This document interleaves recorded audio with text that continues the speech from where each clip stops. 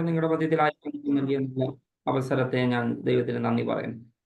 एक और बार आपके हजूरी में आने के लिए प्रभु ने दिए हुए सुंदर समय के लिए अवसर के लिए मैं प्रभु का धन्यवाद करता हूँ। കർത്താവിന്റെ വരവിനെ കുറിച്ച് നമ്മൾ പല പല വശങ്ങളിൽ നിന്ന് ചിന്തിക്കുന്നു, പല പല കാര്യങ്ങൾ തുടർമാനമായി നമ്മൾ പഠിച്ചുകൊണ്ടിരിക്കുന്നു.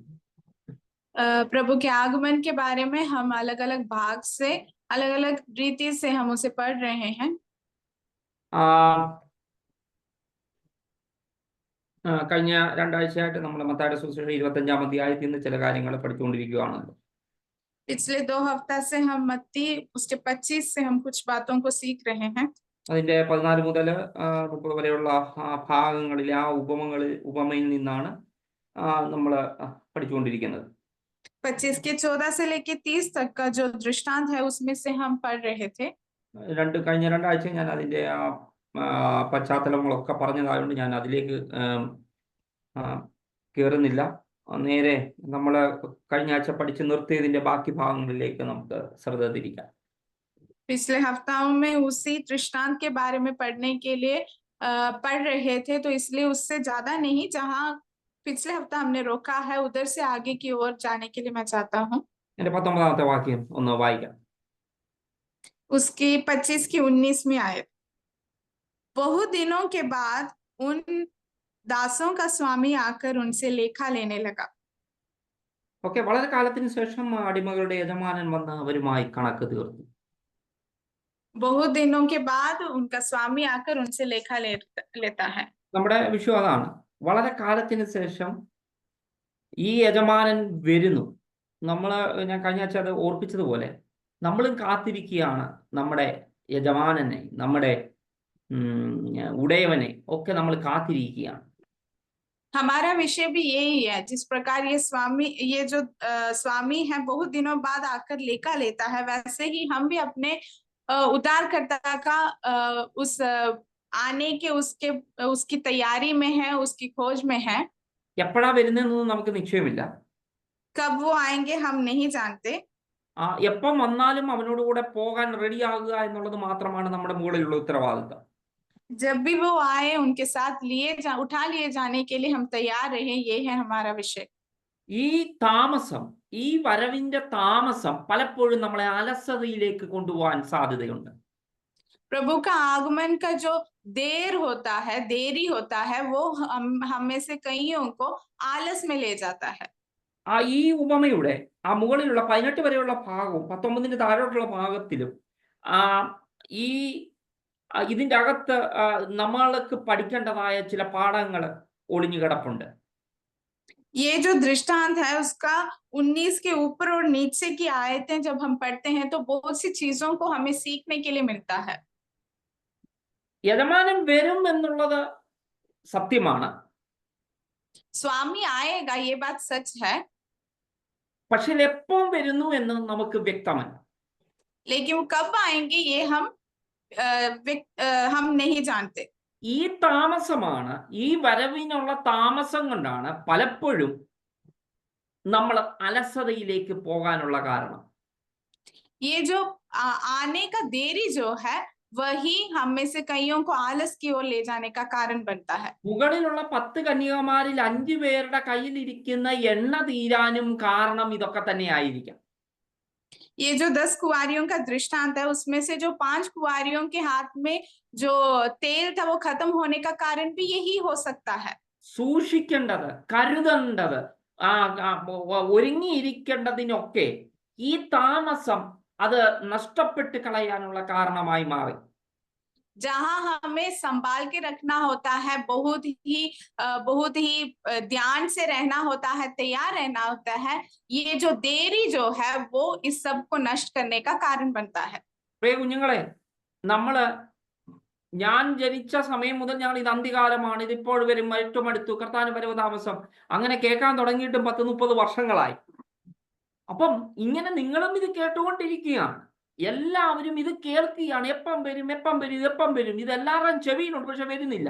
ഈ താമസം മാനുഷികമായ അല്ലെങ്കിൽ നമ്മളുടെ ചില പ്രത്യാശകൾക്കൊക്കെ ഇടിവ് വന്നിട്ട് ഞാനൊരു അലസതയിലേക്ക് ഞാനൊരു അതിനെക്കുറിച്ചൊരു ജാഗ്രത കുറവ്, ഒരു ഉണർവ് കുറവൊക്കെ വന്ന് ഞാൻ നേരെ താഴേക്ക് ഇറങ്ങിപ്പോകുന്ന അവസ്ഥ. मैं भी जब से जन्मा हूँ करीबन 30 साल से मैं भी ये प्रभु का आगमन निकट है करके इस विषय को मैं सुन रहा हूँ। आप लोग भी जब से आप लोग जन्मे हैं आप भी इसी विषय को सुन रहे होंगे। लेकिन ये जो देरी जो है आगमन के बारे में जो देरी जो है यही हमें उस विश्वास में या आशा में हमें कमजोर करने में, आलस करने में और हमें नीचे की ओर ले जाने का कारण बनता है। നമ്മുടെ ഒരു ഉദാഹരണം പറഞ്ഞാൽ നമ്മുടെ ഇപ്പം നമ്മുടെ പ്രധാനമന്ത്രി അല്ലെങ്കിൽ രാഷ്ട്രപതി നമ്മുടെ വീട്ടിലേക്ക് വരുന്നു എന്ന് നിങ്ങൾ വിചാരിക്കുക. വരുന്നു എന്ന് ഒരു ഡേറ്റ്, അവരുടെ അപ്പോയിൻമെന്റ് അല്ലെങ്കിൽ ഏതെങ്കിലും നിലയിൽ നിങ്ങളുടെ ഇന്ന ദിവസം ഒക്ടോബർ മാസം അല്ലെങ്കിൽ 1-ാം തീയതി നിങ്ങളുടെ വീട്ടിൽ വരും എന്ന് പറഞ്ഞാൽ നിങ്ങൾ ഇപ്പോഴേ അതിനുള്ള ഒരുക്കങ്ങൾ തുടങ്ങി വെച്ചിരിക്കുകയാണ്. एक उदाहरण मैं बोलूं तो अगर हमारे देश का जो प्रधानमंत्री है वो हमारे घर पे इस डेट पे आएगा करके अगर कोई बताता है तो हम क्या करेंगे, अभी से उसके लिए एक तैयारी को शुरू करते हैं। എല്ലാം ചെയ്തെങ്കിലും പിന്നെ ക്ലിയർ ആക്കാൻ തൂത്ത് വൃത്തിയാക്കുന്നു, അത് ചെയ്യുന്നു, അറേഞ്ച്മെന്റ്സ് എല്ലാം ഒരുക്കിക്കൊണ്ടിരിക്കുന്നു. കാരണം 1-ാം തീയതി വളരെ കുറച്ച് സമയമുള്ളൂ. അതുകൊണ്ട് വളരെ ക്ലിയർ ആയിട്ട് എല്ലാം വെടിപ്പും ചുട്ടവും ഒക്കെ ആയി ചെയ്തുകൊണ്ടിരിക്കുന്നു. सोचिए कि अक्टूबर 1 को आने वाला है, हमने करीबन सब तैयारी कर लिया है, फिर भी हम क्या करते हैं, हमेशा साफ सफाई करते रहते हैं क्योंकि 1 तारीख तक क्या होना चाहिए, सब तैयारी हम करते रहते हैं उसको। പക്ഷേ ആ പ്രധാനമന്ത്രി പറയാ നിങ്ങളുടെ വീട്ടിൽ ഞാൻ വരും, ഒരു ഡേറ്റ് പറയുന്നില്ല, എന്നാണെന്നും പറയുന്നില്ല. അങ്ങനെയാണെങ്കിലോ? लेकिन जब प्रधानमंत्री बोलता है कि मैं आपके घर में आऊंगा लेकिन एक डेट को वो नहीं देते, തീയതി को नहीं देते, तो क्या करेंगे? ഇത് ജനുവരിയിൽ ഒന്ന് പറഞ്ഞതാണെന്ന്. ജനുവരി നിങ്ങളോട് പറഞ്ഞു ഞാൻ വരുന്നുണ്ട്, നിങ്ങളുടെ അടുത്ത് വരുന്നുണ്ട്. അപ്പൊ തന്നെ ജനുവരി, ഫെബ്രുവരി, മാർച്ച് ഒക്കെ ഭയങ്കര ഒരുക്കമായിരുന്നു, ഭയങ്കര തയ്യാറായി. അത് കഴിഞ്ഞപ്പോൾ മനസ്സിലാവും ഇദ്ദേഹം വരാനുള്ള സാധ്യത കുറവാണ്.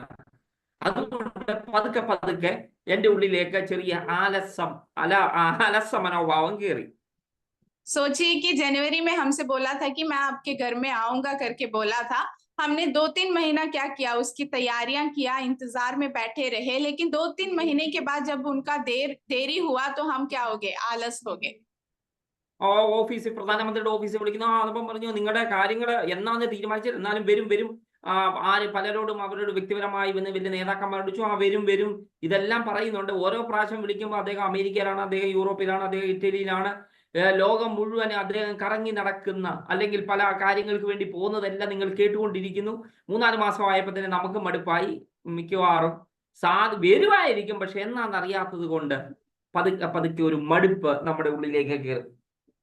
हम लोग क्या करने लगे, जिनको बोला था वो लोग प्रधानमंत्री के ऑफिस में कॉल करते हैं, पूछते हैं कि कब तक आएंगे, वो बोलते हैं कि हाँ आपका विषय हमारे आगे है लेकिन कब तक आएंगे करके हमें नहीं पता है, वो आएंगे करके बताते हैं। फिर आप लोग न्यूज में आगे पीछे सुनते हैं कि वो अलग देश में गए, इधर गए उधर गए करके सुनते हैं। तो ऐसे चलते चलते आपका क्या हो जाता है, आप खुद थक जाते हैं और आपका तैयारी क्या हो जाता है, कम जो हो जाता है और आप खुद आलस बनने लगते हैं। അങ്ങനെ ഈ സെപ്റ്റംബർ ഒക്കെ ആയപ്പോഴത്തേന് അത് ആ വിഷയമേ മറന്നുപോയോ. അദ്ദേഹം ഈ ചെറിയ മനുഷ്യന്റെ അടുത്ത് എന്തു വരാനാ, അദ്ദേഹം പറഞ്ഞു പക്ഷെ വരാനൊന്നും പോകുന്നില്ല. ഞാൻ മുഴുവനായിട്ടും ആ ഒരു വരവിൽ നിന്ന് എൻ്റെ മനസ്സിനെ മാറ്റി ഞാൻ എൻ്റെ കാര്യങ്ങളിലേക്ക് ഇറങ്ങിപ്പോയി. ऐसे चलते चलते क्या हो जाता है, जनवरी में बोला था कि मैं आपके घर में आऊंगा करके 2-3 महीने हमने बहुत धूमधाम से तैयारियां की, हम इंतजार में रहे, लेकिन जब सितंबर हो गया तो हम क्या हो गए, थक गए। हाँ पता नहीं ये कब आएंगे, बोला तो है पता नहीं कब आएंगे बोल के हम बहुत ही आलस हो जाते हैं और सब हमारा जो तैयारी हो जाता है कम होने लगता है। അങ്ങനെ ഇരിക്കുമ്പോൾ നാളെ രാവിലെ നിങ്ങളുടെ വീടിന് മുമ്പിൽ പ്രധാനമന്ത്രി വന്ന് നിൽക്കുവാണെന്ന് വിചാരിച്ചേ. और ऐसे ही रहते क्या हो जाता है, आपके सामने अगले दिन प्रधानमंत्री आ जाता है करके सोचिए, ഒന്നും റെഡിയല്ല, और कुछ भी तैयार नहीं है। അദ്ദേഹം വരുമ്പോൾ ഞാൻ നിങ്ങൾ ഒരു പക്ഷേ വലിയ ഈ ദേശത്തിലെ ഏറ്റവും വലിയ കുക്കായിരിക്കാം, അല്ലെങ്കിൽ ഏതെങ്കിലും നല്ല സാധനങ്ങൾ ഉണ്ടാക്കുന്ന ഏതെങ്കിലുമൊക്കെ സ്പെഷ്യൽ ഗിഫ്റ്റുകളുള്ള വ്യക്തികളാണ് നിങ്ങളെന്ന് വിചാരിക്കുക. शायद आप लोग कुछ खास चीज में बहुत ही अच्छा करने वाले, कुछ अच्छा खाना बनाने वाले या किसी चीज में बहुत ही नाम कमाए हुए लोग होंगे, लेकिन जब वो आपके सामने आए हैं, वो जो पहले का तैयारी था वो सब नष्ट होके अभी कुछ भी हमारे पास तैयारी नहीं है, हम ऐसे खड़े हैं। ഒത്തിരി ഗിഫ്റ്റുകൾ വേണ്ട. നിങ്ങൾ ഈ ഫുഡ് ഉണ്ടാക്കുന്ന കാര്യം ഇപ്പം പ്രധാനമന്ത്രി എന്തോ കൊടുക്കാൻ അല്ലേ, നിങ്ങൾ ഇവിടുത്തെ ഏറ്റവും വലിയ ബാട്ടി ചോക്ക, ഏറ്റവും വലിയ സമോസയോ പൂടിയോ ചോളയോ ഏറ്റവും ഫേമസ് ആക്കി ഉണ്ടാക്കുന്ന വ്യക്തിയാണ്. പക്ഷെ വന്നു നിന്ന് കഴിഞ്ഞപ്പം ഉണ്ടാക്കിയുമില്ല, തയ്യാറിയുമില്ല, വെപ്രാളമെല്ലാം പിടിച്ച് അഥവാ ഉണ്ടാക്കി പോലും അത് ഫ്ലോപ്പ് ആക്കി പോകാനുള്ള സാധ്യതയുണ്ട്, ഒന്നും ശരിയാകുന്നില്ല എന്നുള്ളൊരവസ്ഥയിലേക്ക് നിങ്ങൾ എത്തപ്പെടുവാനിടയായിത്തീരും. सोचिए कि आप लोग बहुत ही अच्छे से खाना बनाने वाले हो, आपके उस देश में आप बहुत ही अच्छे तरह खाना बनाने वाले हो, लेकिन जब प्रधानमंत्री आपके सामने आते हैं, आपने कुछ भी बनाया नहीं है, कुछ भी आपके पास नहीं है, कुछ भी तैयार नहीं है, आप हड़बड़ी करने लगते हैं, घबराने लगते हैं, जो भी करने लगते हैं सब उल्टा पड़ने लगता है। तो उस अवस्था को आप एक बार सोच के देखिए। ഞാൻ ഒരു സരസമായി ഞാനതങ്ങ് പറഞ്ഞതേ ഉള്ളൂ. ഞാൻ ഇതുപോലെ ഈ കർത്താവ് വരും വരും വരും എന്ന് പറഞ്ഞ് ഒത്തിരി വർഷങ്ങളായി, 2000 വർഷമായി ഇത് തന്നെയാണ് പറയുന്നത്. ഈ ഒരു മടുപ്പുണ്ടല്ലോ, ഇനി വരാനൊന്നും പോകുന്നില്ല, എന്ന് ചോദിച്ചാലും വരും വരും എന്ന് പറയും, എന്ന് വരാനുള്ള സാധ്യത കുറവാന്ന് പറഞ്ഞ് ഞാൻ ഒരു അലസ മനോഭാവത്തിലേക്ക് പോകുന്ന അവസ്ഥ. ये जो उदाहरण मैंने जस्ट आपको समझने के लिए दिया बताया है, इसी प्रकार हमारे अंदर भी जब प्रभु के आगमन की देरी ऐसे चलते रहता है तो हम भी क्या हो जाते हैं, हमारा जो पहले का तैयारी जो था वो कम होते होते होते हम बहुत ही आलस की ओर गिरने लगते हैं। അങ്ങനെ ഇരിക്കുമ്പോൾ ഇന്ന് രാത്രിയിൽ നമ്മൾ ഈ സംസാരിച്ച് കഴിയുന്ന നിമിഷങ്ങളിലേക്ക് കർത്താവ് വന്നാൽ, എൻ്റെ യജമാനൻ വന്നാൽ അവനോട് കൂടെ എനിക്ക് പോകാൻ പറ്റുമോ? അല്ലെങ്കിൽ അവൻ എന്നിൽ ഏൽപ്പിച്ചിരിക്കുന്ന, അവന് വേണ്ടി ഞാൻ ചെയ്യാൻ ആഗ്രഹിച്ചത്, അവൻ എനിക്ക് തന്ന ഗിഫ്റ്റുകളെ അവന്റെ മുമ്പിൽ വിൽക്കുവാൻ കഴിയുമോ എന്നുള്ള ഒരു ചോദ്യമാണ് പ്രസക്തമായിട്ടിരിക്കുന്നത്. ऐसे रहते ही सोचिए कि हम यहाँ मीटिंग को अटेंड कर रहे हैं, ये प्रचार को सुन रहे हैं, जैसे ही ये खत्म होता है, प्रभु का आगमन हमारे आगमन आ गया है और हम लोग क्या उठा लिए जाएंगे, जो प्रभु ने हमें सौंपा था, जिस उद्देश्य से हमें भेजा था, जो वरदान हमें दिया था, क्या हम उसे पूरा कर पाए हैं? एक बार सोच के देखिए। ഇവിടെയും ഈ 3 പേർക്കും പറ്റിയത്, ഈ ഇളയാൾക്ക് പറ്റിയതിന്റെ പ്രശ്നം അതാ, ഇവൻ വരുമെന്നൊക്കെ പറഞ്ഞു പോയി, പക്ഷെ ഇവൻ എന്ന് വരുമെന്നൊന്നും അവനും വ്യക്തമല്ല. അതുകൊണ്ട് ഇത് നഷ്ടപ്പെട്ടൊന്നും കാരണം അവൻ കൊണ്ട് കുഴിച്ചങ്ങിടുവാണ്. അവന് ലഭിച്ച ഗിഫ്റ്റിനെ അവൻ മറച്ചു വെച്ചു, എന്നപ്പം എടുത്തങ്ങ് കൊടുക്കാം. അതുകൊണ്ട് ഇതിനെ ഒന്നും ചെയ്യാൻ ആഗ്രഹിക്കുന്നില്ല, അതവിടെ തന്നെ ഇരുന്നുകൊണ്ട് സുരക്ഷിതമായിട്ട് അവൻ അവന്റെ കാര്യത്തിന് വേണ്ടി അങ്ങ് കടന്നുപോയി. इसी प्रकार इस दृष्टांत में भी जो तीसरा दास जो है वो भी ऐसे ही करने लगता है। उसे पता है कि स्वामी आएगा शायद, लेकिन कब तक आएगा उसे नहीं पता है। तो उसने क्या सोचा, मैं इसे नष्ट करने के बजाय एक जगह खोद के छिपा के रख लेता हूँ, सोच के वो अपने तोड़े को क्या करता है, छिपा के रखने की कोशिश करता है। അതുകൊണ്ടാണ് ഞാൻ കഴിഞ്ഞ ആഴ്ച ഏറ്റവും ചെറിയ വരം ലഭിച്ചവർക്ക്, നിങ്ങളിലുള്ളത് ഏറ്റവും ചെറിയ വരമെന്ന് നിങ്ങൾ കരുതുന്നത്, അത് തെറ്റായ കാര്യങ്ങൾക്ക്, അനായാസം തങ്ങളുടെ വരത്തെ തെറ്റായി പ്രയോഗിക്കുവാനോ അതിനെ അവഗണിച്ച് കളയുവാനോ കഴിയുമെന്ന് ഈ ഉപമ വെളിവാക്കുന്നു. इसीलिए मैंने पिछली बार भी आपको बताया था, ये दृष्टांत हमें ये बताती है कि हमें कुछ छोटे वरदान शायद मिले होंगे, हमारे नजर में शायद छोटा वरदान होगा, लेकिन हम क्या कर देते हैं, उसे तुच्छ जानने लगते हैं और उसका गलत रीति से इस्तेमाल करने लगते हैं या दुरुपयोग करने लगते हैं, या सोचे कि उसे तुच्छ ही जानते हैं, तो इस प्रकार क्या कर लेते हैं, जो वरदान हमें मिला है उसे नष्ट कर देते हैं। 18-ാം വാക്യത്തിൽ എഴുതിയിരിക്കുന്നത് അത് ഭൂമിയിൽ, മണ്ണിൽ നിന്നൊന്നുമല്ല. അവിടുത്തെ വേട് ഭൂമിയിൽ, ഇന്ത്യയിൽ എങ്ങനെയാണ് എഴുതിയിരിക്കുന്നത്? ഭൂമിയിൽ മറച്ചു വെച്ച് കുഴിച്ചിട്ടു എന്നല്ലേ? മിട്ടി മേ ഖോദി. മിട്ടി മേ ഖോദി. അത് നിങ്ങൾ ചിന്തിച്ചു, അത് ഈ ഭൂമി എന്നുള്ളത് ലോകവും ഒക്കെ നമുക്ക് വേണമെങ്കിൽ അതിനെ ഈ ലോകവുമായുള്ള ബന്ധത്തിലോ അല്ലെങ്കിൽ ലൗകികമായ കാര്യങ്ങളിലൊക്കെ നമുക്ക് അതിനെ ഒന്ന് ടച്ച് ചെയ്ത് വിടാം.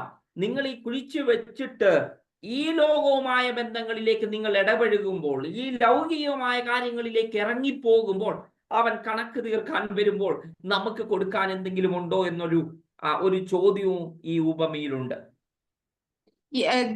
इसी प्रकार इस आयत का जो इस अध्याय का 18वीं आयत जो है उसमें मिट्टी में खोदी करके लिखा गया है। हम इस मिट्टी को जो है वो एक संसारिक रीति से उसे संबोधित करते हुए हम सोच सकते हैं, जो भी उसे मिला था, जो वरदान या तोड़ा उसे मिला था, उसने क्या कर दिया, संसारिक रीति से उसे उसने बेच दिया या उसे नष्ट कर दिया। ഇനിയും നിങ്ങൾ വളരെ പ്രാർത്ഥന വളരെ ശ്രദ്ധയോടായിരിക്കും. അതിന്റെ പ്രധാനപ്പെട്ട ഭാഗത്തിലേക്ക് നമ്മൾ കടന്നു വരികയാണ്. ഞാൻ അല്ലെങ്കിൽ ഞാൻ മറച്ചു വെച്ചു, ദ്രവ്യം മറച്ചു വെച്ചു, എനിക്ക് തന്നിരിക്കുന്ന വരത്തെ ഞാൻ മറച്ചു വെച്ചു എന്നതാണ് ഇവിടുത്തെ പ്രസക്തമായ ചോദ്യം. यहाँ का बहुत खास ही एक प्रश्न क्या है कि मुझे मिला हुआ जो तोड़ा था या मुझे मिला हुआ वरदान क्या था, वो मैंने छुपा के रख दिया। ചില ഭൗമികമായ ഒഴിവുകഴിവുകൾ, ഒരു ഭൗമികമായ ഒഴിവുകഴിവുകൾ എന്ന മറയുടെ കീഴിൽ, എന്ന ഏതെങ്കിലും ഇതിന്റെയും പുറകില് കർത്താവിന്റെ വരത്തെ പാഴാക്കി കളയുന്നു എന്നുള്ളതാണ് ഇവിടുത്തെ പ്രധാനപ്പെട്ട കാര്യം എന്ന് പറയുന്നത്. ചില ഭൗമികമായ ഒഴിവുകേടുകൾ പറഞ്ഞുകൊണ്ട്, അല്ലെങ്കിൽ ആ മറയുടെ കീഴിൽ നിന്ന്, അതിന്റെ പുറകിൽ നിന്നുകൊണ്ട് കർത്താവിന്റെ വരത്തെ ഞാൻ പാഴായി കിടക്കുവാൻ അനുവദിച്ചു കൊടുക്കുന്നു. कुछ अपने ही कारण या कुछ व्यक्तिगत कारण को बोलते हुए या उस वरदान को छिपाने के लिए अपने ही कुछ कारण और व्यक्तिगत कारणों को लगाते हुए हम क्या करते हैं, अपने उस वरदान को छिपा देते हैं या फिर उसे नष्ट करने की कोशिश कर रहे हैं। അതിനെ നമ്മൾ ഉപയോഗശൂന്യമാക്കി കളയുകയാണ്. उसे हम तुच्छ जानते हैं, उसे उपयोग नहीं करते हैं। കർത്താവിന്റെ വര ഉപയോഗിക്കാതിരിക്കുവാൻ എന്തെങ്കിലുമൊക്കെ ഒഴിവുകഴിവുകൾ പറയുന്നു. परमेश्वर ने दिया हुआ जो वरदान है उसे उपयोग करने के बिना कुछ अपना ही कारण बोलते हुए हम उसे नष्ट कर रहे हैं या उसे तुच्छ जान रहे हैं। കർത്താവ് നിങ്ങൾക്ക് തന്ന ആ വരത്തെ അത് ഏറ്റവും തുച്ഛമായി, ഏറ്റവും ചെറുതെന്ന് നിങ്ങൾക്ക് തോന്നുമായിരിക്കാം. പക്ഷെ യജമാനൻ അത് തോന്നുന്നില്ല. കാരണം യജമാനൻ നിങ്ങളുടെ കഴിവുകൾ മനസ്സിലാക്കിക്കൊണ്ടാണ്, നിങ്ങൾക്ക് എന്തിനാണ് കഴിവെന്ന് കണ്ടുകൊണ്ടാണ് നിങ്ങൾക്ക് ആ വരത്തെ തന്നത്. तुम्हें मिला हुआ वरदान शायद तुम्हारी नजर में वो बहुत ही तुच्छ या बहुत ही छोटा होगा, लेकिन आप तुम्हारा स्वामी जो है वो उसे तुच्छ नहीं जानता है, वो उसे छोटा नहीं समझ रहा है, बल्कि आपका जो काबिलता है, आप जितना तक उसे इस्तेमाल कर सकते हैं उसके अनुसार आपको प्रभु ने दिया है। നിങ്ങൾക്ക് ലഭിച്ചിരിക്കുന്ന വരം ഏറ്റവും ചെറുതാണെന്ന് നിങ്ങൾക്ക് തോന്നുന്നതാണ് ആപത്തായി മാറുന്നത്. तुम्हारा जो वरदान है वो बहुत ही छोटा है करके सोचना ही तुम्हारे लिए एक बड़ी दुर्घटना का कारण बनता है। കുഞ്ഞുങ്ങളെ, നിങ്ങൾക്ക് ഒരു പാട്ട് പാടാനേ അറിയത്തുള്ളൂ, അല്ലെങ്കിൽ പ്രാർത്ഥിപ്പാനേ അറിയത്തുള്ളൂ, അല്ലെങ്കിൽ ഏതെങ്കിലും ഒരു ട്രാക്ട് ഡിസ്ട്രിബ്യൂഷനെ അറിയത്തുള്ളൂ. അത് നിങ്ങൾക്ക് ദൈവം തന്ന വരമാണെന്ന് വിചാരിക്കുക. ഈ വരത്തെ നിങ്ങൾ വിചാരിക്കുക, അയ്യോ എനിക്ക് ഇത് മാത്രമേ ഉള്ളൂ എന്ന് തോന്നിയാൽ, ഇത് ഏറ്റവും ചെറുതാണെന്ന് നിങ്ങൾ തോന്നിയാൽ, അന്നപ്പം മുതൽ അതൊരു അപകടത്തിന് സാധ്യതയായി മാറാനുള്ള കാര്യമാണ്.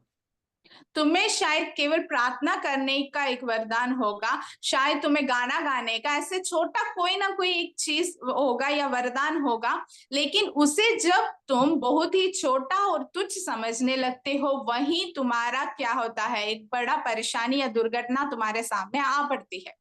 കുഞ്ഞുങ്ങളെ, നിങ്ങൾക്ക് വിശ്വസിക്കാനുള്ള വരവേ ഉള്ളെന്ന്, വിശ്വാസത്തിന്റെ വരമാണ് നിങ്ങൾക്കുണ്ടെന്ന് വിചാരിക്കുക. बच्चों, सोचिए कि तुम्हें सिर्फ विश्वास का एक वरदान मिला है। അത് നിങ്ങൾ എങ്ങനെയാണ് പ്രയോഗിക്കാൻ കഴിയുന്നത്? आप लोग उसे किस प्रकार उपयोग करेंगे? ഏതെങ്കിലും പ്രതിസന്ധികളുടെ മുകളിൽ നിൽക്കുമ്പോൾ, പ്രതിസന്ധികൾ കടന്നു വരുമ്പോൾ നിങ്ങൾക്ക് ആ വിശ്വാസം എന്ന വരത്തെ നിങ്ങൾ ഫലപ്രദമായി ഉപയോഗിക്കാൻ കഴിയുന്നുണ്ടോ? जब आप किसी बहुत ही बड़े परेशानी की समस्या के बीच में जब खड़े होते हो, तो तुम्हें मिला हुआ विश्वास का वरदान जो है, तुम उसे उपयोग कर पा रहे हैं क्या? നിങ്ങൾക്ക് നിങ്ങളെ പോലുള്ള 3 പേരെ ഒന്ന് പെട്ടെന്ന് എന്റെ മനസ്സിലേക്ക് ദൈവാത്മാവ് കൊണ്ടുവന്നു ഞാൻ ഒന്ന് പറയട്ടെ. 3 യൗവനക്കാരെ ഞാൻ നിങ്ങളുടെ മുമ്പിൽ ഒന്ന് വെക്കാം. तुम्हारे जैसे ही जो 3 युवकों को मैं आपके सामने, प्रभु ने मुझे जल्दी ऐसे ध्यान में लाया, इसलिए मैं आपके सामने रखना चाहता हूँ।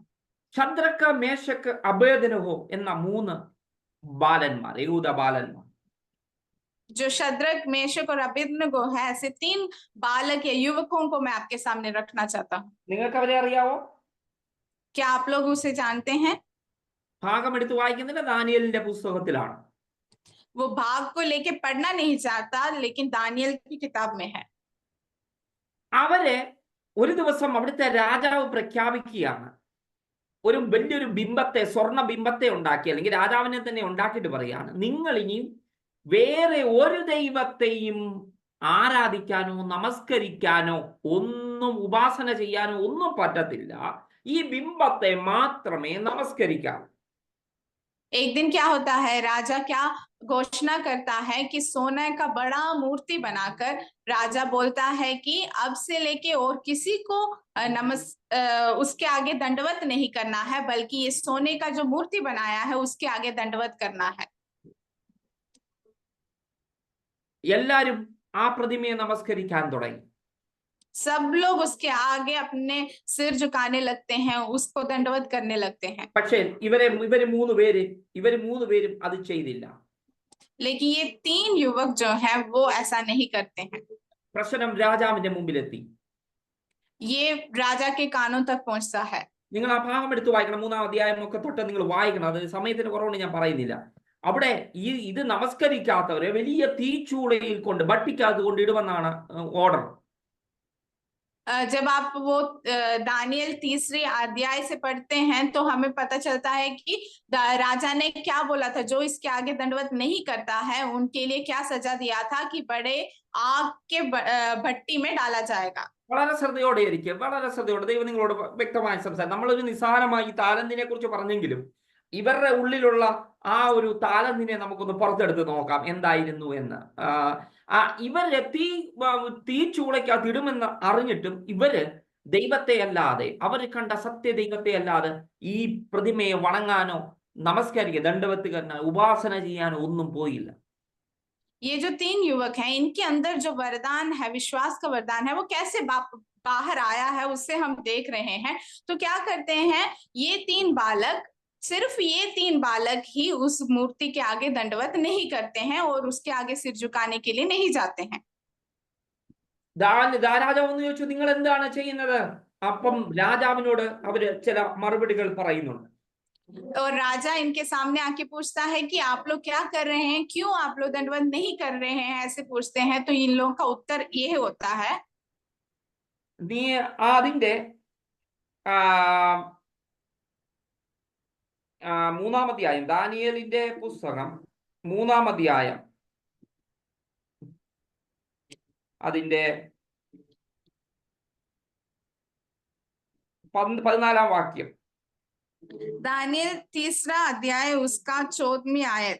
नबूकदनेस्सर ने उनसे पूछा, है शद्रक, मेशक और अबेदनगो, तुम लोग जो मेरे देवता की उपासना नहीं करते और मेरी खड़ी कराई होने सोने की मूर्ति को दंडवत नहीं करते, तो क्या तुम जानबूझकर ऐसा करते हो? 15-ാം വാക്യം കഴിഞ്ഞിട്ട് 16-ാം വാക്യത്തിലേക്ക് വന്നേ. 16-ാം വാക്യം उसकी 16वीं आयत। शद्रक, मेशक और अबेदनगो ने राजा से कहा, हे नबूकदनेस्सर, इस विषय में तुझे उत्तर देने का हमें कोई प्रयोजन नहीं जान पड़ता। हमारा परमेश्वर जिसकी हम उपासना करते हैं वह हमको उस ददकते हुए भट्टे की आग से बचाने की शक्ति रखता है। वरन है राजा, वह हमें तेरे हाथ से भी छुड़ा सकता है, परंतु यदि नहीं तो है राजा, तुझे मालूम हो कि हम लोग तेरे देवता की उपासना नहीं करेंगे और ना तेरी खड़ी कराई हुई सोने की मूर्त को दंडवत करेंगे। രാജാവ് കോപം മൂർച്ഛിച്ചിട്ട് കോപത്തോട് വന്ന്, ശദ്രക്കെ, മേശക്കെ, അബേദ്നഗോ, ഞാൻ കേട്ടത് സത്യമാണോ? നിങ്ങളെ തീച്ചുള ഞാൻ ഇടും. പറ, നിങ്ങൾ എന്താണ് നിങ്ങളുടെ തീരുമാനം? राजा यहाँ क्या होता है, बहुत ही क्रोधित होकर शद्रक, मेशक और अबेदनगो के आगे आके पूछते हैं कि क्या मैंने सुना बात सच है? तुम लोग क्यों दंडवत नहीं कर रहे हैं? मेरा सजा तुम लोग जानते हैं, मैं आग की भट्टी में तुम्हें डालूंगा, सच बताओ क्यों नहीं कर रहे करके। 17-ാം വാക്യത്തിൽ അവർ ഉത്തരം പറയാണ്, ഞങ്ങൾ സേവിക്കുന്ന ദൈവത്തിന് ഞങ്ങളെ വിടുവിക്കാൻ കഴിയുമെങ്കിൽ അവൻ ഞങ്ങളെ എരിയുന്ന തീച്ചൂളയിൽ നിന്നും രാജാവിന്റെ കയ്യിൽ നിന്നും വിടുവിക്കും.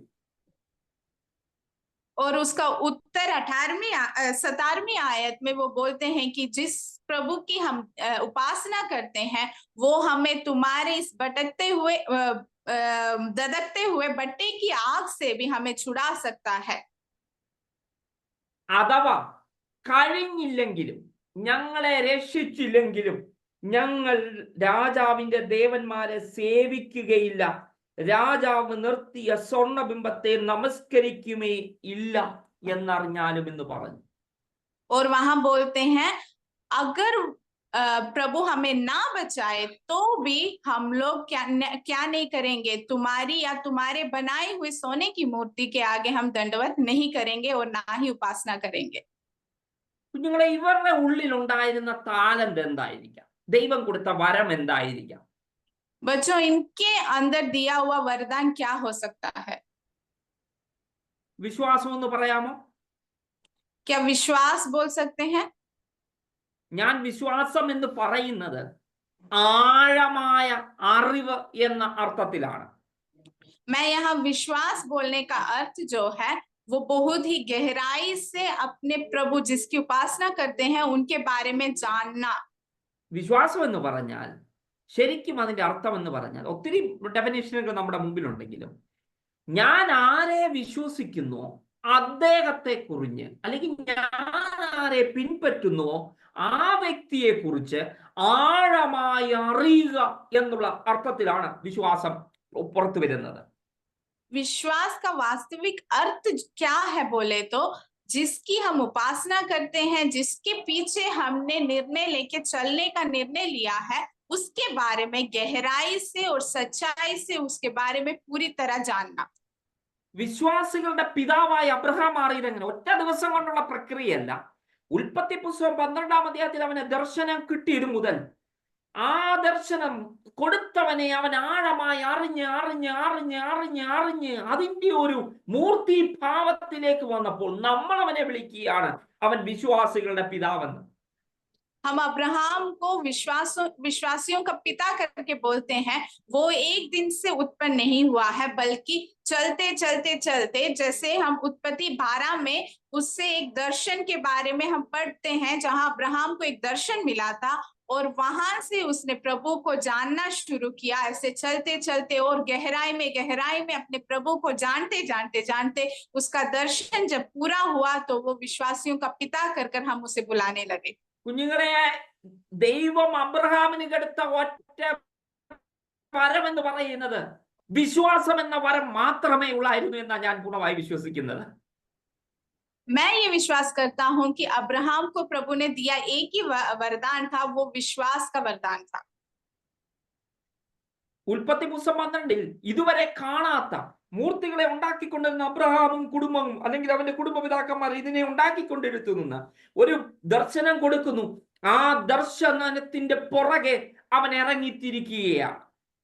उत्पत्ति के 12 में हम देख सकते हैं कि एक ऐसा दर्शन उसे मिलता है जो कभी भी उसने महसूस भी नहीं किया है, जो अपने पूर्वजों की वो परंपरा को चालू करते आ रहा था, सोने को मूर्तियों को बना रहा था। वो क्या करने लगता है? अपने प्रभु को जानने लगता है। അത് എബ്രായ ലേഖനം 11-ാം അധ്യായത്തിൽ വിശ്വാസ വീരന്മാരുടെ ഒരു പട്ടിക നിരത്തുമ്പോൾ അതിൻ്റെ അകത്ത് അബ്രഹാമിനെ കുറിച്ച് എഴുതിയിരിക്കുന്നത് വളരെ പ്രസക്തമായിട്ടാണ്. जब हम इब्रानियों का किताब पढ़ते हैं तो उधर बहुत से विश्वासी वीरों के बारे में बताते हैं। उसमें अब्राहम के बारे में जो लिखा है वो बहुत ही खास है। അവന് കൊടുത്ത ദർശനം എന്തായിരുന്നു എന്ന് എബ്രായ ലേഖനം 11-ാം അധ്യായത്തിലാണ് വെളിവാക്കിയിരിക്കുന്നത്. अब्राहम को दिया हुआ दर्शन क्या था वो पूरा व्यक्त रूप में इब्रानियों 11वीं आयत में लिखा गया है, अध्याय में लिखा गया है। ഞാൻ നിന്നെ കാണിപ്പാനിരുന്ന ദേശത്തേക്ക് പോകുക. उसके 12 में लिखा गया है कि मैं उल्पत्ति 12 में लिखा गया है कि मैं तुम्हें दिखाने वाले देश में ले चलता हूँ। നമ്മൾ പറയുന്നത് കനാൻ ദേശമാണ്, ഇസ്രായേൽ ദേശമാണ്. हम उसे बोलते हैं कि कनान देश है। ആ ദേശത്തിലേക്ക് പോയി, ശരിയാണ്, അവൻ അവിടെ പോയി താമസിക്കുകയും ചെയ്തു. वो उस देश पे गया और रहने भी लगा, ये सच है. അവന് മക്കളെയും കൊച്ചുമക്കളുടെ കൂട്ടത്തിൽ ആ ദേശത്ത് പാലും മാസവുമായി പാലും തേനും ഒഴുകുന്ന ദേശത്ത് അവൻ പാർക്കുകയാണ്. वो उस देश में अपने बच्चों और उनके बच्चों के साथ बहुत ही पीढ़ी तक वो वहां रहने लगता है। പക്ഷേ അബ്രഹാം അതാണോ കണ്ടിരുന്നത്? लेकिन अब्राहम ने क्या देखा था? 9-ാം വാക്യം, എബ്രായ ലേഖനം 9-ാം വാക്യത്തിലാണ് അത് എഴുതിയിരിക്കുന്നത്. इब्रानियों 9वें अध्याय में वो लिखा गया है। 11 का 9. 11 की 9वीं आयत में लिखा गया है। അതായത് വിശ്വാസത്താൽ വാഗ്ദത്ത ദേശത്ത് ഒരു അന്യദേശത്ത് എന്ന പോലെ ചെന്ന് വാഗ്ദത്തത്തിന് കൂട്ടവകാശികളായ ഇസ്ഹാക്കിനോടും യാക്കോബിനോടും കൂടെ കൂടാരങ്ങളിൽ പാർത്തുകൊണ്ട് ദൈവം ശില്പിയായി നിർമ്മിച്ചതും അടിസ്ഥാനമുള്ളതുമായ നഗരത്തിനായി കാത്തിരുന്നു എന്നാണ് എഴുതിയിരിക്കുന്നത്. पराए देश में परदेशी के समान रहकर इसहाक और याकूब समेत जो उसके साथ उसी प्रतिज्ञा के वारिस थे तंबुओं में वास किया। കുഞ്ഞുങ്ങളെ, അവന് കൊടുത്ത ദർശനം നമ്മൾ കനാനാന്ന് പറയും. പക്ഷേ ഉൽപ്പത്തി പുസ്തകം 12-ാം അധ്യായത്തിൽ അവന് കൊടുത്ത ദർശനം എന്തായിരുന്നു എന്നറിയാമോ? ആ ദൈവം അവനെ ആരാണോ ആ ദർശനം കൊടുത്തേ, ആ ദൈവം അടിസ്ഥാനമിട്ടത് അവന്റെ കൈ കൊണ്ട് പണിതിരിക്കുന്ന ഒരു നഗരമായിരുന്നു അവനെ കാണിച്ചതെന്ന് എബ്രായ ലേഖനക്കാരൻ വെളിപ്പെടുത്തുകയാണ്. हम लोग हमेशा बोलते हैं कि अब्राहम को ये कनान का देश दर्शन में दिया गया था, लेकिन जब हम उत्पत्ति 12 पढ़ते हैं तो वहां हमें समझ आता है कि परमेश्वर के द्वारा बनाया गया, जिस परमेश्वर ने उसे बुलाया और दर्शन दिया था, उनके द्वारा नियुक्त किए हुए इस देश की ओर वो बुलाते हैं। കുഞ്ഞുങ്ങളെ, ഇത് തന്നെയല്ലേ നമുക്ക് തന്നിരിക്കുന്ന ദർശനം? यही दर्शन हमें भी प्रभु ने दिया गया है ना। ദൈവം ശില്പിയായി നിർമ്മിച്ചിരിക്കുന്നത് നമുക്ക് വേണ്ടി ഭവനം പണിയാൻ പോകുന്നു എന്ന് വാഗ്ദത്തം ചെയ്ത് പോയ യേശുവിനെ വരവിൽ എടുക്കപ്പെടാനല്ലേ ഇരിക്കുന്നത്. ആ പട്ടണം, ആ നഗരത്തിന് വേണ്ടിയല്ലേ നമ്മൾ കാത്തിരിക്കുന്നത്. നമ്മളോടുകൂടെ അബ്രഹാമും ഇസ്ഹാക്കും യാക്കോബും ദാനിയേലും ശദ്രക്കും മേശക്കും അബേദനും ഒക്കെ ഒന്നിച്ചിരിക്കുന്ന ആ സുവർണ ദേശത്തിന് വേണ്ടി തന്നെയാണ് നമ്മളും കാത്തിരിക്കുന്നത്. हम भी उसी देश के लिए तैयार में या इंतजार में हैं, जिस देश को प्रभु ने हमारे लिए बनाया है, नियुक्त किया है। उसी देश में जाने के लिए, बसने के लिए हम तैयारी के साथ, इंतजार के साथ बैठे हुए हैं। ആ യാത്രയിൽ അബ്രഹാമിന് കൊടുത്ത ഗിഫ്റ്റ് എന്ന് നമുക്ക് പറയാൻ കഴിയും. നമ്മൾ കണ്ടെത്തിയതാണ് വിശ്വാസം എന്ന തുച്ഛമായി നമുക്ക് തോന്നുന്ന, നമ്മൾക്ക് ചുറ്റുമാണ് നിങ്ങൾക്ക് അല്ലെങ്കിൽ എനിക്ക് തോന്നുന്ന ചെറിയൊരു വിശ്വാസം എന്ന വരത്തെ അവൻ അതിനെ ആഴമായി അറിഞ്ഞ് ഒരു ഭയങ്കരമായ വെളിപ്പാടിലേക്ക് എത്തിച്ചെങ്കിൽ, കുഞ്ഞുങ്ങളെ, ഇന്ന് രാത്രി നിങ്ങൾക്ക് തന്ന ചെറുതും വലുതുമായ ഓരോ ഗിഫ്റ്റിനും അതിന് ആഴമുണ്ട്. അത് മനസ്സിലാക്കിക്കൊണ്ടാണ് തമ്പുരാൻ നിങ്ങൾക്ക് തന്നതെന്ന് നിങ്ങൾ മനസ്സിലാക്കുക. अब्राहम की इस यात्रा में जो मानुषिक रूप से या दृष्टि से बहुत ही तुच्छ या छोटा समझने वाला जो विश्वास का वरदान प्रभु ने अब्राहम को दिया था, जो कि अब्राहम ने अपने जीवन की यात्रा में पूरी रीति से उसे उपयोग करते हुए, इस्तेमाल करते हुए वो आगे बढ़ते गया। इसी प्रकार बच्चों, आपकी जिंदगी में भी प्रभु ने जो छोटा सा वरदान दिया होगा, लेकिन वो आपकी काबिलियत के अनुसार आपके लिए प्रभु ने दिया गया है। നോക്കുക, ശദ്രക്ക മേശക്ക അബേദനോവിന്റെ കാര്യമാണ് നമ്മൾ പറഞ്ഞുകൊണ്ടിരുന്നത്. അവർക്കും ഇത് തന്നെയാണ്. അവര് പറയുകയാണ്, ഞാൻ വിശ്വസിക്കുന്ന ദൈവം ശക്തിമാനായ ദൈവമാണ്, എന്നെ തീയിൽ നിന്ന് വിടുവിക്കുവാൻ കഴിയുന്നവനാണ്. ഒരു പക്ഷേ എന്നെ വിടുവിച്ചിരുന്നില്ലെങ്കിലും രാജാവേ, നിന്റെ മുമ്പിൽ ഞങ്ങൾ വണങ്ങുവാൻ ഞങ്ങൾക്ക് കഴിയത്തില്ല. അതായിരുന്നു ആ ഒരു ആഴമായ ദൈവത്തെക്കുറിച്ചുള്ള അറിവ്. അതിനെ നമുക്ക് വിശ്വാസമായി കാണാം. ആ വരത്തെ അവർ ഫലപ്രദമായി ഉപയോഗിക്കുവാനിടയായി തീർന്നു. यही बात जो है शद्रक, मेशक और अबेदनगो के जीवन में भी वो वहां बोलते हैं कि जिस प्रभु की हम उपासना करते हैं, भरोसा करते हैं, वो हमें राजा के हाथ से छुड़ाने के लिए शक्तिमान है। लेकिन अगर वो ना छुड़ाए तो भी हम तेरी उपासना या इस सोने की मूर्ति की उपासना या दंडवत नहीं करेंगे। ये जो ज्ञान जो है वो परमेश्वर के बारे में जो गहरा ज्ञान जो है, इसी को हम विश्वास कह सकते हैं। ആ കുഞ്ഞുങ്ങൾക്ക്, ആ യൗവനക്കാർക്ക് ദൈവം കൊടുത്ത ചെറിയൊരു വരത്തെ അവര് ഫലപ്രദമായി അതിനെ വ്യാപാരം ചെയ്തുകൊണ്ട് അവരുടെ പേരും ആ എബ്രായ ലേഖനകാരൻ 11-ാം അധ്യായത്തിൽ വിശ്വാസ വീരന്മാരുടെ പട്ടികകൾ എഴുതുമ്പോൾ അവരുടെയും പേരുകൾ അതിൻ്റെ അകത്ത് വരികയാണ്. ये जो छोटे बालक या युवक जो हैं, इनको मिला हुआ छोटा सा वरदान उन्होंने क्या किया, समय के अनुसार उसे उपयोग किया, इस्तेमाल किया या व्यापार किया, हम बोल सकते हैं। इसीलिए इब्रानियों का किताब 11वीं अध्याय जब हम पढ़ते हैं तो उधर विश्वास वीरों के बारे में लिखने के साथ इन तीनों का नाम भी जुड़ा गया है और लिखा गया है। കുഞ്ഞുങ്ങളെ, വരത്തെ വിനിയോഗം ചെയ്തു. 5 താലന്ത് കിട്ടിയവനും 2 കിട്ടിയവനും അതിനെ വ്യാപാരം ചെയ്തു എന്ന് പറയുന്നത് അവരുടെ ജീവിതത്തിന്റെ ഓരോ മേഖലകളിലും വന്നുകൊണ്ടിരിക്കുന്ന പ്രതിസന്ധികളുടെ നടുവിൽ, പ്രശ്നങ്ങളുടെ നടുവിൽ ദൈവം കൊടുത്ത ഗിഫ്റ്റിനെ വളരെ ഫലപ്രദമായി ഉപയോഗിച്ചു എന്നുള്ള അർത്ഥത്തിലാണ് അവിടെ എഴുതിയിരിക്കുന്നത്. यहाँ जब हम पहला और दूसरे दास के बारे में पढ़ते हैं कि उनको जो मिला था उन्होंने उसे बढ़ाया या व्यापार किया, जब हम पढ़ते हैं उसका मतलब है कि उन्हें मिला हुआ वरदान उनकी जिंदगी में आने वाली हर एक परेशानियां या समस्याओं के बीच में भी उस वरदान को खोए बिना उसे बहुत ही अधिक शक्ति के साथ उसे उपयोग किया, इस्तेमाल किया, ऐसा हम देख सकते हैं। ദാനിയേലിന്റെ പുസ്തകത്തിൽ ദാനിയേലിനെ കുറിച്ച് പറയുന്നു. അവൻ ദിവസവും 7 നേരമോ 3 നേരമോ, അവിടെ ഒരു 3 എന്നൊക്കെ പറയുന്നെങ്കിലും ഞാൻ അത് കൂടുതൽ വിശ്വസിക്കുന്നു, എന്നും യെരൂശലേമിന്റെ ദേവാലയത്തിലൊക്കെ കിളിവാതിലുകൾ തുറന്ന് അവൻ പ്രാർത്ഥിക്കുമായിരുന്നു. രാജാവ് പിടിച്ചു, എന്നെ മാത്രമേ പ്രാർത്ഥിക്കാവെന്ന് പറഞ്ഞു. അവനത് ചെയ്തില്ല. അവൻ ആ കൽപ്പന ഇരിക്കുമ്പോഴും അവിടെ അവൻ മുട്ടുമടക്കി. ഇതുകൊണ്ട് അവനെ സിംഹത്തിന്റെ കുഴിയിലിടുവാനിടയായി തീർന്നു. जब हम दानियल का किताब पढ़ते हैं तो वहां भी हम देख सकते हैं, दानियल के बारे में जब पढ़ते हैं तो वहां भी हम देख सकते हैं कि जब राजा ने ऐसा एक घोषणा किया था तो तब दानियल वहां क्या करता है, यरूशलेम की और अपने आराधनालय की वो खिड़कियों को खोलकर 3 बार जैसे ही वो प्रार्थना करता था वैसे ही निरंतर उसे छोड़े बिना प्रार्थना करते आया, और परमेश्वर ने उसके विश्वास और उसकी जो भरोसा के कारण परमेश्वर ने उसे सिंहों की मांग से भी उसे छुड़ाया। ആ പ്രാർത്ഥന എന്നുള്ള വരമായിരിക്കാം നമ്മളത് കണ്ടെത്തുകയാണ്. ആ പ്രാർത്ഥന എന്നുള്ള വരമായിരുന്നു ദാനിയേലിന് കൊടുത്തിരുന്നുവെങ്കിൽ അതവനെ ഫലപ്രദമായി ഉപയോഗിച്ചു. പ്രതിസന്ധികളുടെ നടുവിൽ ആ വരത്തെ അവൻ ഫലപ്രദമായി ഉപയോഗിച്ചുകൊണ്ട് ഒരു രാത്രി മുഴുവൻ സിംഹങ്ങളുടെ ഗുഹയിൽ സിംഹത്തോടൊപ്പം അവൻ ചെലവഴിച്ചിട്ടും രാവിലെ വന്ന് അല്ലയോ പ്രിയ രാജാവ് വിളിക്കുകയാണ്, അല്ലയോ പ്രിയ ദാനിയേൽ എന്ന് വിളിക്കുമ്പോൾ അതിനുത്തരം പറഞ്ഞുകൊണ്ട് ആ ഗുഹയിൽ നിന്ന് വെളിയിൽ വരുവാൻ കഴിഞ്ഞ അവസ്ഥ നമുക്ക് ആ ചിത്രത്തിൽ കാണുവാൻ കഴിയും.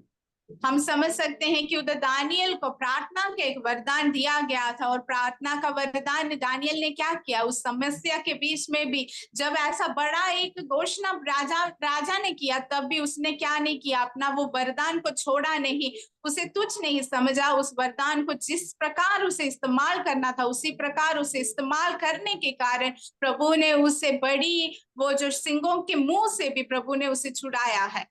സ്തേവാനോസിനെ കുറിച്ച് പഠിക്കുമ്പോൾ അവൻ മേശമേൽ വിളമ്പുന്ന അല്ലെങ്കിൽ ആഹാരം വിളമ്പുന്ന വിധവമാരെയും സഹായിക്കുന്ന അനാഥരെയും സഹായിക്കുന്ന ഒരു വരമായിരുന്നു അവന് കിട്ടിയിരുന്നത്. അല്ലെങ്കിൽ അതിനുവേണ്ടി അവൻ ആക്കിയിരുന്നുവെങ്കിലും അവന്റെ ജീവിതത്തിൽ ഒരു പ്രാവശ്യം പ്രസംഗിക്കാൻ അവസരം കിട്ടി. ആ പ്രസംഗത്തിന്റെ അവസാനം അവൻ മരിക്കുകയാണ്. പക്ഷേ മരിക്കുന്നതിന് മുമ്പ് സ്വർഗത്തിലേക്ക് നോക്കുമ്പോൾ സ്വർഗം അവനെ എതിരേൽക്കുന്ന കാഴ്ചയാണ് നമുക്ക് കാണുവാൻ കഴിയുന്നത്. जब हम वैसे ही स्टेफानोस के बारे में पढ़ते हैं तो स्टेफानोस को मिला हुआ वरदान था कि दूसरों की सेवा करना, जो विधवे लोग थे, अनाथ बच्चों थे, उनकी सेवा करना। लेकिन जब उसे प्रचार का एक अवसर मिला उसने प्रचार किया और वो आखिरी प्रचार भी उसका बना। उसके बाद वो मर गया, लेकिन उस समय भी वो एक दर्शन देखता है, स्वर्ग उसके लिए खुलकर दूतों के साथ आकर उसे उठाने के लिए स्वागत के साथ आते हैं। ഫിലിപ്പോസിനുള്ള വരമെന്ന് പറയുന്നത് ഇത് തന്നെയായിരുന്നു, ആ മേശമേൽ ശുശ്രൂഷിക്കുന്ന വരം. പക്ഷെ അവനോട് ദൈവാത്മാവ് പറഞ്ഞു, നീ മരുഭൂമിയിലേക്ക് പോകും, അവിടെ ഷണ്ണനെ സ്നാനപ്പെടുത്തുന്ന കാഴ്ച നമ്മൾ കാണുവാൻ കഴിയും. और वैसे ही फिलिपोस का हम देखते हैं तो उसे भी मेज के आगे सामने सेवा करने का एक वरदान मिला था, लेकिन प्रभु उसे बड़ी सेवकाई के लिए उसे भी भेजता है। ദാവീദിനെ കുറിച്ച് പഠിക്കുമ്പോൾ അവന് മനോഹരമായി പാടുവാൻ സങ്കീർത്തനങ്ങൾ, പാട്ടാണത്, എഴുതുവാനും പാടുവാനും അവൻ കാട്ടിലും മേട്ടിലും ഒക്കെ പോകുമ്പോൾ പാടുമായിരുന്നു. അതിനുള്ള കഴിവ് അവന്റെ ഗിഫ്റ്റ് അതായിരുന്നു. ആ ഗിഫ്റ്റ് കൊണ്ട് അവൻ ഒരു രാജ്യത്തെ ഭരിക്കുവാനിടയായി തീർന്നു. മനോഹരമായ സങ്കീർത്തനങ്ങൾ നമുക്ക് വേണ്ടി എഴുതുവാൻ അവന് കഴിഞ്ഞു എന്നുള്ള കാര്യം നിങ്ങൾ മനസ്സിലാക്കുക. दाऊद के बारे में जब हम पढ़ते हैं तो दाऊद को गाना गाने का एक वरदान मिला था। उस गाना गाने के वरदान के साथ प्रभु ने क्या किया, एक बड़ा देश को राज करने के लिए राजा के स्थान पे उसे इस्तेमाल किया, और उसी के साथ हमारे लिए भजन संहिता लिखने के लिए प्रभु ने उसे इस्तेमाल किया। ശൗല് ഭൂതം ബാധിച്ചിരിക്കുമ്പോൾ ദാവീദിനെ വിളിക്കുമായിരുന്നു, അല്ലയോ ദാവീദേ, നീ വന്നെനിക്കൊന്ന് പാടുമ്പോൾ എന്റെ ഉള്ളിലുള്ള ഭൂതത്തെ പുറത്താകും. കുഞ്ഞുങ്ങളെ, പാട്ട് പാടുന്നതും ആത്മനിയോഗത്തോടെയാണെങ്കിൽ നിങ്ങളുടെ പാട്ടുകൊണ്ട് അനേകരെ സൗഖ്യമാക്കാൻ കഴിയുമെന്ന് നിങ്ങൾ ഇന്ന് രാത്രികാലം മനസ്സിലാക്കുക. हमें पता है कि जब शाऊल दुष्टात्मा से भर जाता था तो वो किन्हें बुलाते थे, दाऊद को बुलाते थे। जब दाऊद आकर गाकर आराधना करने लगता था तो शाऊल के अंदर की दुष्ट आत्मा भागने लगती थी, वो उसे छोड़कर भागने लगती थी। वैसे ही बच्चों, अगर आपको परमेश्वर ने गाना गाने का, आराधना का वरदान दिया है और उसे आप पवित्र आत्मा की अगुवाई के साथ आत्मा से भरकर करते हैं तो बहुत चंगाइयों के लिए, बहुत बड़े कार्यों के लिए प्रभु आपको इस्तेमाल करेगा। കുഞ്ഞുങ്ങളെ, ഞാൻ ഒത്തിരി കാര്യങ്ങൾ നമ്മൾ ബൈബിൾ മുഴുവൻ നോക്കി അത് കാണാൻ കഴിയും. ഞാൻ പറഞ്ഞത്, നിങ്ങൾക്ക് ലഭിച്ച തുച്ഛമായെന്ന് നിങ്ങൾ ഒരിക്കലും തോന്നരുത്. നിങ്ങൾക്ക് ലഭിച്ച ചെറിയ വരം, വിശ്വാസമായിക്കോട്ടെ, പ്രാർത്ഥനയായിക്കോട്ടെ, പാടുവാനുള്ള കഴിവുകളായിരിക്കാം, അല്ലെങ്കിൽ മറ്റുള്ളവരെ സേവിക്കുന്നതായിരിക്കാം, ഏതായിരുന്നാലും സർവശക്തനാണ് തന്നതെങ്കിൽ അതിലൂടെ അത്ഭുതങ്ങളെ പ്രവർത്തിക്കുവാൻ കഴിയുമെന്ന് ഉറച്ചുകൊണ്ട് അതിനെ വ്യാപാരം ചെയ്യുവാൻ നിങ്ങൾ ഒരുങ്ങിയിരിക്കുക എന്നുള്ളതാണ് ഈ ഉപമ വിളിച്ചു പറയുന്ന സത്യം എന്ന് പറയുന്നത്.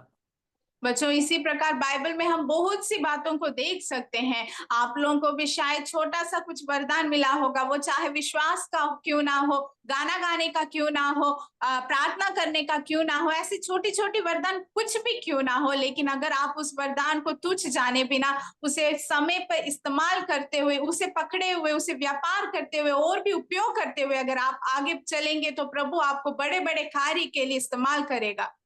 കുഞ്ഞുങ്ങളെ, നമ്മുടെ നാഥൻ വരാറായി. അവൻ വരുമ്പോഴുണ്ടല്ലോ കണക്ക് തീർക്കും. അതാണ് ഇന്ന് പറയാൻ ഞാൻ ആഗ്രഹിച്ചത്. അതിലേക്ക് എത്തുവാൻ കഴിഞ്ഞില്ല. കണക്ക് തീർക്കുമ്പോൾ നമ്മളിൽ ഏൽപ്പിച്ച ഈ വരങ്ങളെ നിങ്ങൾ വിനിയോഗം ചെയ്തോ അതോ നിങ്ങൾ കൊണ്ട് കുഴിച്ചിടുകയായിരുന്നോ എന്ന് അവന്റെ മുമ്പിൽ പറയേണ്ടത് അനിവാര്യമാണ്.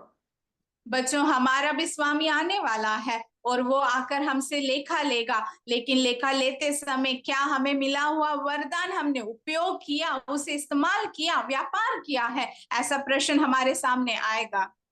നിങ്ങളെ വിളിക്കേണ്ടത്, ദൈവം ആഗ്രഹിക്കുന്നത് നിങ്ങളെ നല്ലവനും വിശ്വസനുമായുള്ള ദാസനെ എന്ന് വിളിക്കേണ്ട പേരാണ് ആഗ്രഹിക്കുന്നത്. പലപ്പോഴും നമ്മൾ ഇതിനെ ഉപയോഗിക്കാതിരിക്കുമ്പോൾ ദുഷ്ടദാസനെ എന്ന് വിളിക്കപ്പെടുവാനിടയായിത്തീരും. प्रभु चाहता है कि हमें अच्छा और विश्वास योग्य दास करके बुलाए, लेकिन जब हम अपने वरदानों को, हमें दिए गए जिम्मेदारियों को हम इस्तेमाल नहीं करते, उसे अच्छे से पूरा नहीं करते, तो हमें दुष्ट दास करके बुलवाने का अवसर बनता है। കുഞ്ഞുങ്ങളെ, നമ്മൾ പോകാൻ ഒരുങ്ങിയിരിക്കുകയാണ്, പക്ഷെ അവിടെ കൊണ്ട് കാര്യം തീരുന്നില്ല. പോകുമ്പോൾ എന്നിൽ ഏൽപ്പിച്ച വരങ്ങളെ ഉപയോഗിക്കണം എന്നുള്ള ഒരു സൂചനയിലെത്തുണ്ട്. ഇല്ലെങ്കിൽ അവൻ കണക്ക് തീർക്കുമ്പോൾ നമ്മൾ അവന്റെ മുമ്പിൽ നിന്ന് വിറയ്ക്കുവാൻ അല്ലെങ്കിൽ വീണു പോകുവാനും ഇടയായി തീരും. हम प्रभु के आगमन के लिए तैयार होकर जब भी परमेश्वर आएंगे तो उनके साथ उठा लिए जाने के लिए हम तैयार के साथ बैठे हैं, लेकिन उसी के साथ हमें ये भी अपने आप को परखना है कि हमें मिला हुआ वरदान, हमारे ऊपर सौंपा हुआ जिम्मेदारी, क्या हम उसे कर रहे हैं, उसे इस्तेमाल कर रहे हैं। अगर नहीं तो जब परमेश्वर आएगा और लेखा लेगा तो उसके आगे जाकर हमें बहुत ही लज्जित रहकर खड़ा होना पड़ेगा।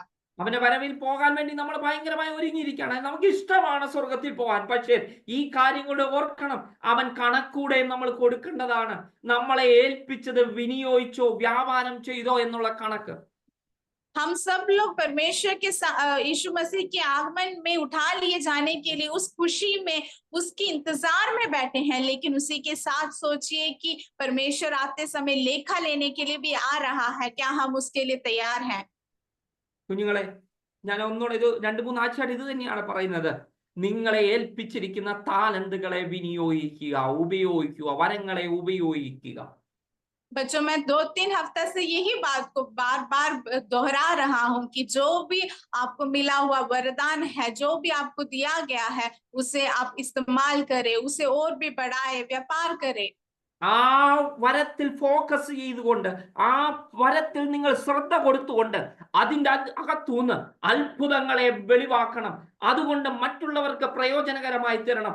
അത് നിങ്ങൾ ബിസിനസ് ചെയ്യുക എന്നർത്ഥം, വ്യാപാരം ചെയ്ത് ഉപയോഗിച്ചുകൊണ്ട് അനേകരെ ഇതിലേക്ക് ആകൃഷ്ടരാക്കണം. ഇതൊക്കെയാണ് ആ യജമാനൻ നിങ്ങളെ കുറിച്ച് ആഗ്രഹിക്കുന്നത്. हमारा स्वामी हमसे यही चाहता है कि जो वरदान हमें दिया गया है उसी की ओर हम अपने ध्यान को लगाए रखें, उसी के आगे उसी को ध्यान से लगा के रखते हुए उसी को हम इस्तेमाल करते हुए बहुत अद्भुत अद्भुत कार्य दूसरों के लिए अनुग्रही, दूसरों के लिए अच्छा काम करते हुए प्रभु के नाम के लिए और अद्भुत कार्य इस्तेमाल कर पाए। നമ്മുടെ നാഥൻ വരാറായി. हमारा स्वामी आने वाला है, അവൻ എത്രയും വേഗം കടന്നു വരും. वो जल्द ही आने वाले हैं। അവൻ കണക്ക് തീർക്കും, കണക്ക് ചോദിക്കും നമ്മളോട്. वो हमसे पूछेंगे, हमसे लेखा लेंगे। എനിക്ക് കൊടുക്കുവാൻ മറുപടി ഉണ്ടോ? क्या हमारे पास देने के लिए उत्तर है? ഈ ചോദ്യത്തോടെ ഞാൻ ഇത് നിങ്ങൾ ചിന്തിക്കുന്നതിന് വേണ്ടി ഇടുകയാണ്. അതിന്റെ ലാസ്റ്റ് ഭാഗം നമുക്ക് വരുന്ന ക്ലാസ്സിൽ എടുക്കാം. കണക്ക് തീർക്കും അത് പറയാമെന്നുവെങ്കിലും ദൈവാത്മാവ് ഇങ്ങനെ ചില ചിന്തകൾ തന്നതുകൊണ്ട് ഞാൻ പറഞ്ഞേ ഉള്ളൂ. ഞങ്ങൾ ഇതിനു വേണ്ടി ഒരുങ്ങിയിരിക്കുക, നമ്മളെ ഏൽപ്പിച്ചിരിക്കുന്ന താലന്തുകളെ വിനിയോഗിക്കാൻ ശ്രമിക്കുക. ഈ വചനങ്ങളാൽ ദൈവം നമ്മെ സഹായിക്കുമാറാകട്ടെ. इस प्रश्न के साथ मैं यहाँ समाप्त करना चाहता हूँ। प्रभु ने हमें जो भी वरदान दिया है, जो कुछ हमें सौंपा है, उसे हम इस्तेमाल करते हुए प्रभु के लिए हम आगे बढ़े। इस प्रश्न के साथ मैं समाप्त कर रहा हूँ। प्रभु सबको आशीषित करे।